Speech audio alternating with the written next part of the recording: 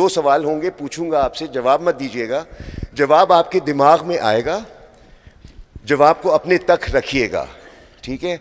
और ये बहुत एक ख्याल है जो मैं अपने दिल के करीब रखता हूँ। और आज ही एक शख्स मुझे बता रहे थे कि सर वो जो आपने कहा था ठुक गई मेरे दिल को और आज भी लगी हुई है।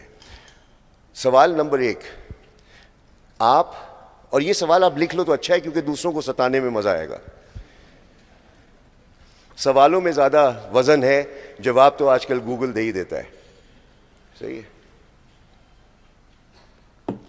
सवाल नंबर 1, मैं क्या कमाता हूं, आप क्या कमाते हैं, ठीक है, जवाब आ गया होगा आपके दिमाग में। और दूसरा, आप कहां रहते हैं, ठीक है, आप कहां रहते हैं, गुड।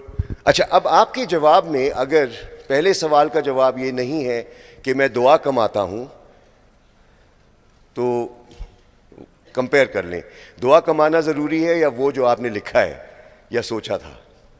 तो ज़िंदगी में अगर आप दुआ कमा रहे हैं, वेरी गुड। अच्छा, आप रहते कहाँ हैं, तो अगर आप बिहाड़ी में या साहिवाल में रह रहे हैं या आप इस्लामाबाद में हैं तो वो तो सभी रह रहे हैं। लेकिन अगर आप दिलों में रहते हैं तो कमाल हो गया। या